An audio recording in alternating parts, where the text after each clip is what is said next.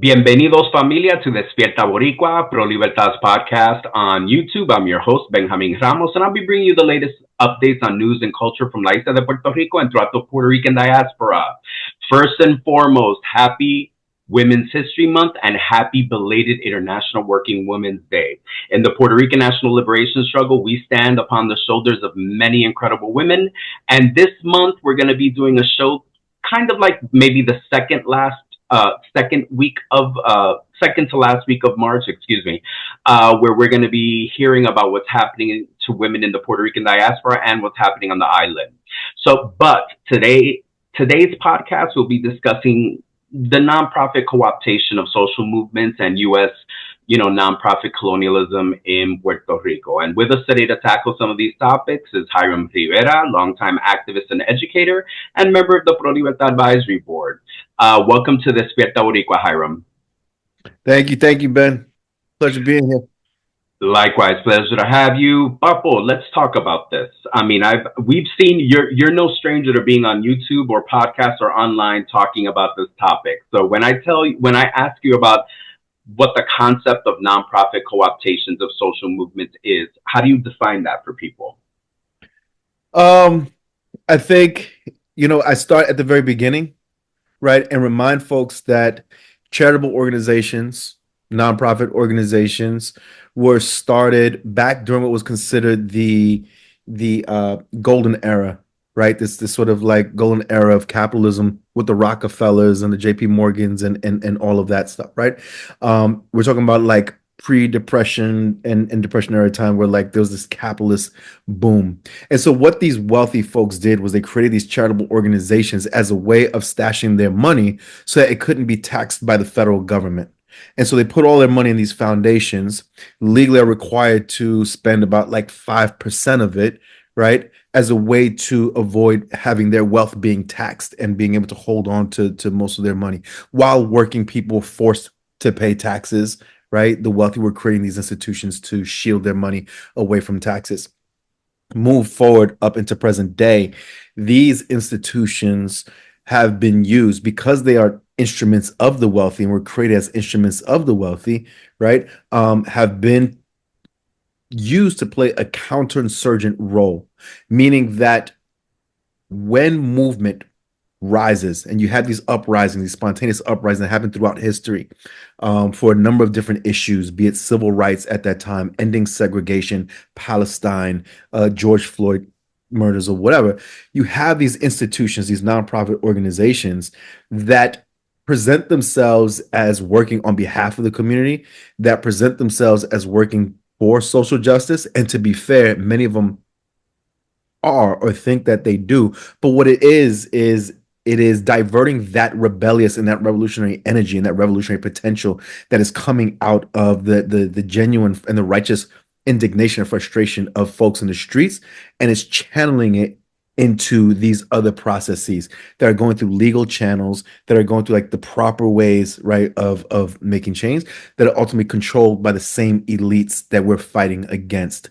And so when the government post neoliberalism in 1970 started pulling away the social safety net, right? And you start to see the removal of a lot of the programs that were helping working people, the working poor, these institutions propped up, right, to fill that void where the government had abandoned people. And so nonprofit organizations took on the task of, taking care of people's needs, service providing, trying to intervene and advocate on behalf of marginalized communities, marginalized folks or whatever.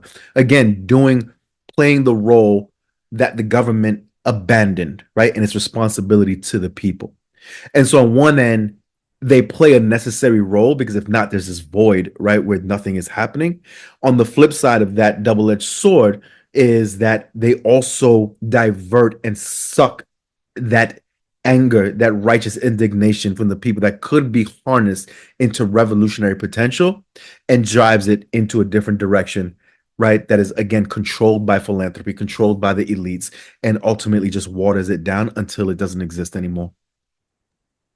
So, Hiram, are you telling us that we can't solve these issues by not working within the system? Are you saying that the system is flawed? Are you Yeah, saying I'm that? saying that. I'm not saying the system is flawed. I'm saying the system was created to benefit the wealthy, to benefit white supremacists, to benefit right the fascists that are here today, and as a way of protecting themselves from the inevitable uprising and fight back of the have-nots. The haves created institutions, right? That can do a pretty good job of suppressing that and keeping that at bay under the guise of social justice, under the guise of civil rights. Mm. Now, Hiram, we just got out of an election, not only here in the United States, but in Puerto Rico. And one of the phenomenons that we noticed in Puerto Rico was this flooding of funding that's supposed to go to these nonprofits in Puerto Rico. And that topic in itself is huge because there's also, I call it nonprofit colonialism, when American nonprofits, NGOs, foundations go to Puerto Rico and destabilize what exists there to kind of like replace it with them. But Puerto Rico got flooded with all of this money. And I'm just wondering, from your perspective, just hearing about that, what does this mean? What is the outcome? Why is it so important that all of a sudden this money starts flowing into Puerto Rico? Um, one, everything dealing with Puerto Rico, related to Puerto Rico, is clouded, shrouded, and rooted in colonialism, right? So everything. So it's no surprise that nonprofits would come in and take these sort of like colonial positions under the guise of helping the people of Puerto Rico. The same with the SEIU and labor organizations in this country went to Puerto Rico, right, to destabilize the teachers union there and do their own labor colonialism, right? Everything in Puerto Rico is shrouded under the veil of colonialism. Um, and so what does it mean for Puerto Rico? Well, I would say we take a step back and we look at what did it mean for the civil rights movement in this country. And so when the civil rights movement was kicking up during the 50s and the 60s, and it started to take its turn, right, to become what would start to becoming the Black Power movement, right? And the movement started to take much more militant position with the rise of the Black Panther Party, with the rise of these different organizations. Nonprofit organizations like the Rockefeller Fund, specifically, and others started to pump in a lot of money into the civil rights movement. And what that looked like was, aside from lifting up, organizations that definitely did not take that sort of like militant and revolutionary stance, that was calling out capitalism intentionally, that was calling out US imperialism intentionally, that was building solidarity with international struggles around the country. It propped up like the NAACPs and some of these other organizations that were using more advocacy, right? That were calling on for voting, that were saying, let's use the system itself to try to win our rights through legal ways and that sort of thing. Um, and so what that looks like is, aside from propping up organizations, it's also the creation of fellowships, right? It is training programs, leadership development programs that they were doing for civil rights leaders, in which they would indoctrinate and train them, right, on the right ways of doing things that then get sent back and to become the leaders of these movements. With Puerto Rico, what you see is, and again, the rise of the nonprofit movement comes at the same time, right? That neoliberalism in 1970 and 71 is beginning to strip away all of the social safety nets and the public set and the attacks on the public sector that we're still feeling today. But it was also the defeat of those revolutionary organizations at that time. And so when a lot of our leaders were either assassinated or sent off to prison for 50 years, right? You had these organizations prop up to fill the void that existed because of the loss of the Panthers, because of the loss of the Young Lords and those organizations. And so fast forward, when you come to Puerto Rico, you start seeing the nonprofit stuff really kick off post Hurricane Maria, right? And basically, when Maria hit, Puerto Rico was not prepared for it at all. Devastated the island as it did different parts of the Caribbean. But essentially, the state fell in Puerto Rico, meaning there was nobody there. There was nobody in control. There was no, right. Like, you saw the reality of its colonial existence in that moment, where there was nothing. There was nobody doing it. And the people themselves started to rise up, and the people themselves started to do for themselves, and then also started to question the relationship between Puerto Rico and the United States. Even for those folks who had never been on that side ever, started to question, like, what is the point? What is utility of this relationship if we're stuck here starving, dying, begging for support and we're not getting it? And so you saw the flooding from folks like Open Societies Foundation, the Ford Foundation, all these different organizations through nonprofits like the Center for Popular Democracy and other organizations, right? The creation of the Maria Fund or whatever, started to dump in a lot of philanthropic dollars into Puerto Rico to support folks who essentially had nothing, because that's the reality. There was nothing there. The local government, the PNPs, couldn't do anything, right? No one could do anything. The infrastructure was completely gone. Um, Puerto Rico, as we know, is a house of cards, right? It has this veil of modernity, but the poverty inside is just as poor as any other island in the Caribbean, right? And so, with the pumping of these dollars, then you started the propping up of these projects. Again, they were necessary at the time because there was nothing there. The mutual aid projects, the La Cocina, and all these different things. But then you also see the propping up of a bunch of nonprofits who are taking on different issues. So they are identity focused at time, or they are right specific to a specific issue, geographic location. I want to pause for a second. One thing, the way that the nonprofit industrial complex um, really shifts and changes the way we protest, the way we fight back as the have nots, as the working class, is that it silos all of our issues, right? So it takes our collective oppression, our collective exploitation, and through funding cycles, right? And through funding silos those issues. And so now there's funding specific to education, there's funding specific to housing, there's funding specific to healthcare, there's funding specific to, right? And in those things, they're spliced even more. There is young people and there's higher education. There is, right? The folks who are working on these grants, who are bound by these grants, the timeline of the grant, the mandates of the grant, what the grant says you can work on, can't work on, by when you have to do this, rarely work with each other, cross-sectoral. So education folks don't generally work with housing folks. Housing folks are generally not working with environmental folks, right? Because there's no time and the grants just don't stipulate that. And so you have split up a what could potentially be a broader mass movement into these very controllable silos that are then managed through funding, and they're managed through these grant cycles, right? To keep them sort of like only able to go but so far with their work. So when you go to Puerto Rico, when you're dealing with something like Hurricane Maria, and now you're dealing with things like La Junta, which are the main contradiction there is the colonial relationship to the United States. These nonprofit organizations that have been propped up are now focusing on their individual siloed area of work. It may be gender issues. It may be elementary school children. It may be la playa. It may be la cocina. It may be whatever, whatever, right? But what you have done is you have created a sector of folks who are now working, operating within their sectors and not as one movement. And there's times when they do. But the other thing that comes with nonprofit, to wrap this up, is the inherent competition that exists in it. And so when you operate from a place of this presumed scarcity, meaning that these multi billionaires with all their money tell these nonprofit organizations like the one that I've led and the one that I lead, there's just not enough money for all of you. And so we kind of have to figure out and pick and choose who we're going to give the money to. Then that creates these inherent tensions amongst all these groups who are fighting for crumbs.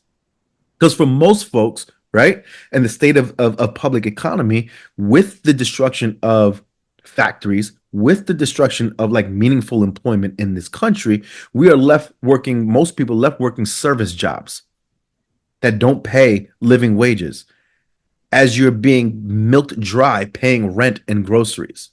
And so these nonprofit organizations provide a better a better salary for a lot of people who normally would probably end up working in a Walmart, in a Walgreens, in a Burger King or whatever. But now instead of making $26,000 a year, you can probably get 50, 60, 70 and up into the hundreds of thousands of dollars working at a nonprofit organization.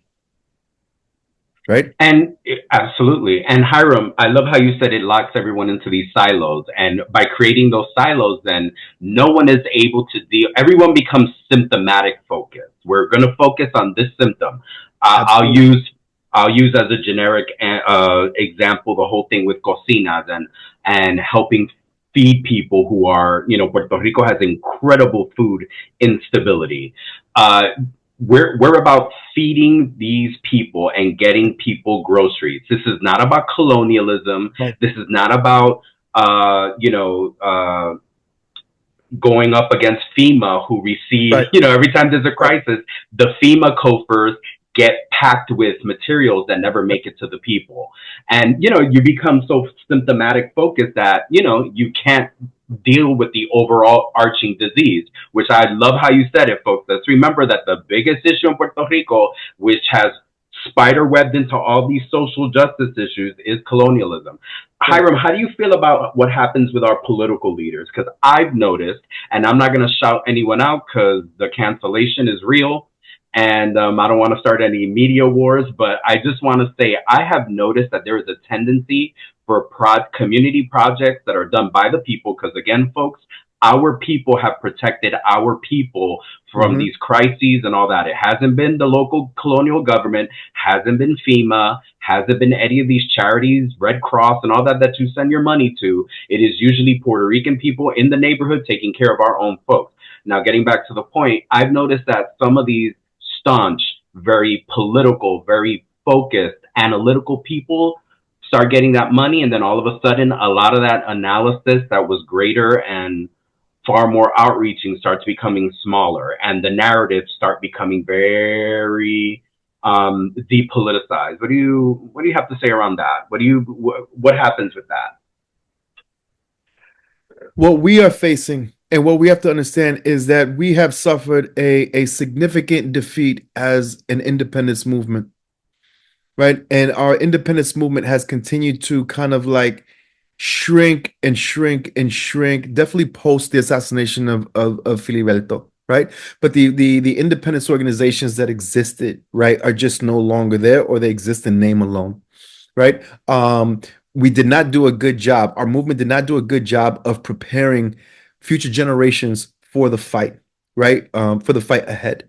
And so there is a void that exists ideologically. There's a void that exists organizationally. There's a void that exists politically when it comes to the issue of independence in the country. And so that when you have an issue like the combination of Maria and La Junta that has left Puerto Rico in a seriously bad, probably as bad as Don Pedro found it when he came back from Harvard, right? If not worse. Okay, then you have people who are stepping up to do what they got to do from what they can. But without that ideological understanding and that grounding and that vision, then the struggles become singular. So it's about esencia, it's about la playa, it's about la comida, it's about Luma, it's about la junta, but it's not about, right, la colonia. It's not about unifying to fight against the United States for our liberation. And when with nonprofits also comes academia, who never gets really criticized. But a lot of these funky analyses and all these weird politics and stuff get folks are also coming out of academia, and all the weird languages and things like that are coming out of academia. So the reshaping of what decolonization means in Puerto Rico, right, is an example of that. Okay, you can have this supposed decolonization process that also allows for la estadidad and statehood if they want to be a part of that. Things that, right, when we were younger coming up, that doesn't make sense. Even now, it doesn't make sense. And so, what Puerto Rico is lacking is political leadership that is grounded in true um, ideology and a clear vision forward for what the country needs free of the United States. Because what we have is folks adopting still US style approaches of, using the elections. Que Don Pedro taught us. Don Pedro already taught us back in 1934, these elections, Don Juan Corejel, you know what I'm saying? Juan Antonio Corejel already taught us that these elections are colonial apparatuses that will never bring us our liberation, that will never bring us anything except maintaining the status quo. And yet here we are with folks who are using working family style populist language and frameworks, right, to rally folks into these electoral processes that then by also making room for state pro statehooders so that they don't seem as extreme, right, because they're afraid of being called extreme or extreme leftists. Then we end up in this situation where the independence movement and the Puerto Rican political understanding has been so watered down and so tainted, right, that it becomes this confusing mess in which then the people themselves, the working class people of Puerto Rico, are missing folks who can provide them with the analysis and the political grounding and the ability to connect dots to their material lived conditions and the stuff that they're suffering to the actual cause and the explanation for that. No one is able to really do that anymore, right? And so you have these politicians who are playing these games. The other thing that we have to understand and look at what comes from the Puerto Rican independence's unspoken but is very known relationship to the Democratic Party, which Hmm. came by way of the Puerto Rican political prisoners, right?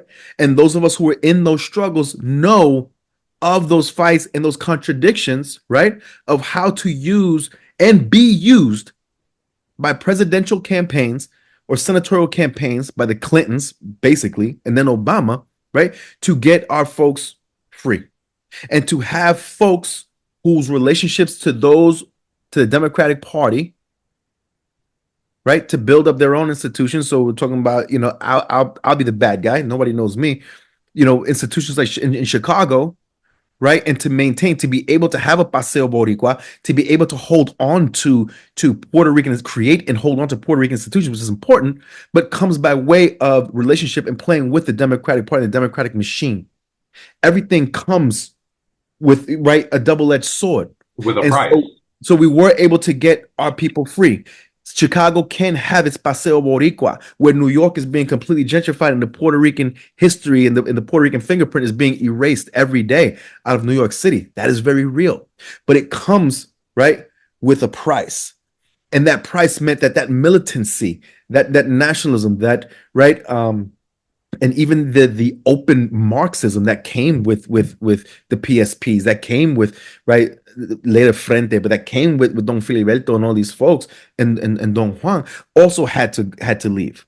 It means that when you have, Oscar come out of prison and he has to go on this speaking tour, right? But he's meeting with these Democratic Party aligned folks here in Philadelphia, New York, and everywhere, kind of like, right, because you got to do that because that was part of the deal, right? To bring our people home. That has an impact on what our fight back ends up looking like. And we're dealing, unfortunately, with the consequences of all of those things, the destruction, the violent destruction, repression of our movement, our capitulations and our deals with the Democratic Party, right? And in the role of nonprofit organizations who are flooding it and taking all of these, what would have been new activists, new organizers, new militants, and are moving them into these siloed, singular issue based projects that ultimately don't deal directly with the issue of the colonial status of Puerto Rico and true decolonization. Absolutely. In fact, I'm glad you brought up the Democratic Party because this whole wave of nonprofit money that came around the time of this big, election for the gubernatorial election in Puerto Rico was spearheaded by the Democratic Party. They were the ones, when was the last time the Democratic Party put so much time, energy, and money in supporting any type of election in Puerto Rico? But it happened recently. Now that we're going through this whole, evolution of La Junta, what's happening with Luma, the great, incredible failure that is Luma, and folks trying to align themselves on the island with the Democratic Party. Well, you're aligning yourselves with them, you're getting all of this money, but nothing is changing in Puerto Rico. Yeah. Infrastructure is still unstable. We have a Trump loving governor who is now following suit with Trump. I mean, we're looking at Trump dismantling everything within the last 2 months of his presidency. And Jennifer Gonzalez in Puerto Rico is doing the same thing, destabilizing education, taking away workers' rights. So it's a lot. And I Now, want to say one thing really, really quick before we jump to other thing. I think it's important. I mentioned this years ago at a panel at the People's Forum when I was talking, right? To take on because I don't want to just leave it like this is what Chicago does or when it's what. On the flip side of that, right? You had folks who held these very militant positions, who held these very nationalist positions on the East Coast, predominantly like New York and Connecticut and stuff like that, right? Who went through a really bad period in those 70s, right? Because of COINTELPRO and all of that. Those elders ended up a lot of bad things happening and traumatizing themselves. Institutions weren't built, which is why the community in New York today doesn't really have much to hold on to. Given its 100-year legacy in New York City, it doesn't have what Chicago has because it didn't do those things, right? But what ends up happening is that extreme, that I don't want to say extreme, but that level of militancy, right, never took the time, and the folks in that generation never really took the time to learn the lessons of the past. And this rings true for the New African movement as well, right? Mm-hmm. And what ended up happening was that when our generation comes up, the Gen X after them, right, we were molded in a way to kind of like prepare for a war that never came. And so a lot of us were like really militant. We want to be the next Filiberto. We want to be the next FLA. We want to, right? And because you were still sort of being mentored by folks who were still freshly out of that and were still kind of like wrapped in that, but couldn't read the tea leaves, right? And see what had to change. A lot of us ended up getting burnt out of that because we also had to carry their personal beefs because they all hate each other, right? And so then you get to a point where there's a lot of us now who are in our 40s who not too long ago backed out. We were in it when we were teenagers. We were kids in our early 20s and we went hard. That war never came. And we weren't really taught how to do the other thing. And so we backed out. And there was this void. And so now when our community is gentrified out of New York, out of Connecticut, out of Philadelphia, out of even Chicago's fighting that, right? And trying to hold on to that, you end up with a new generation of folks who are almost starting all the way from the beginning because we didn't fill that void because we've been so like burnt out of that, right? And we were trained to kind of like hate each other and hate it because of the old 70s beefs and all of this stuff that leaves this void again where you have young people today who are desperately trying to do something, and they're doing a lot of education, and they're out there and they're doing it, and they're building organizations, and kudos to them, right? But they do it without a lot of that support, a lot of that mentorship, and more importantly, what were the lessons that were learned from back then? We have to read this through internet. We can't get it from you all because you all are not there anymore, right? And it's left this sort of like brain drain and this experience drain that leaves the young people today kind of have to reinvent a lot of things and make unnecessary mistakes. They didn't have to because we stepped away. The elders never learned. I mean, you talk to some elders now, bro. You talk to some elders now, and they still talk like it's 1960. Like their politics haven't evolved, their analysis hasn't evolved, and therefore our struggle doesn't evolve, and it stays stuck in a period of trauma, in a period of defeat, right? Because it hasn't evolved to meet the current moment. And when you can't do that, then you can't speak to the people because you can't talk to them about their current material reality, and you can't connect the dots for them because you haven't done that level of analysis to be able to do that. And so all you can do is regurgitate nationalist stuff, patriotic pride stuff, right? But that nationalism is not the same as having a materialist analysis of all the conditions, the time, place, the context that our people are suffering in today.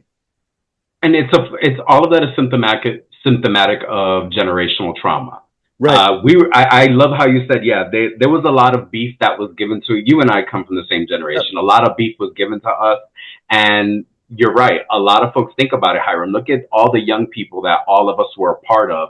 Where are they now? They've Right. disappeared, and a lot of the disappearance has had to do with frustration between each other and frustration with older Right. with several. It's incredible to see how many young people our age or folks our age no longer have the relationships they have with their elders and the Right. mentors because of just how toxic it was.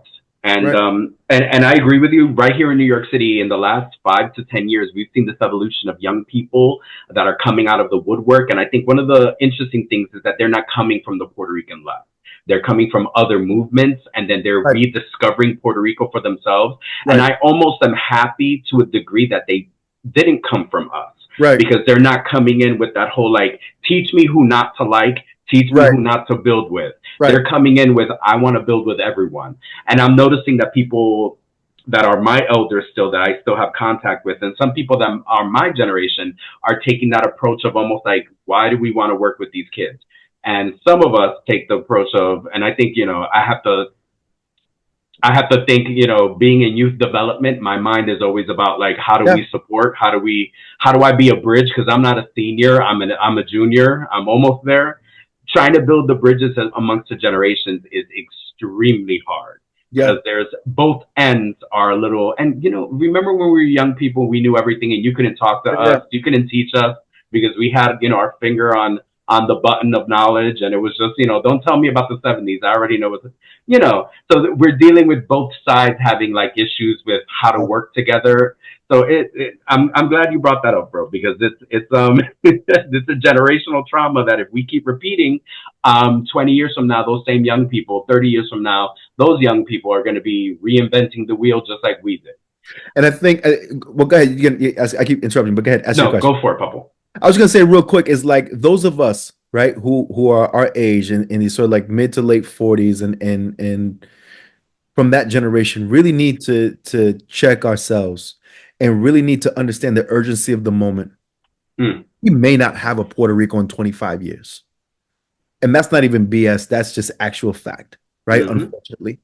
And what we also know that there's a lot of us who have read the canon, who can quote every single Marxist you've ever heard of, who can quote every Don Pedro speech and every Filiberto, you know what I'm saying, video and all of that, right? And I think who have a lot to offer and a lot to contribute because we know what the wrong way of doing things was. We saw the trauma and the pain of that 60s, 70s generation who was scarred primarily by the federal government, right? By the federal government, but also their own sort of mistakes. A lot of us also came up, not just Puerto Rican, but in new African independence movements as well, right? And so while as this whole movement of foundational Black Americans and ADOS and this very nativist, anti-immigrant, anti-everybody thing is sweeping, reactionary movement is sweeping over the so-called African American community, right? There are those of us who engage in both of those struggles.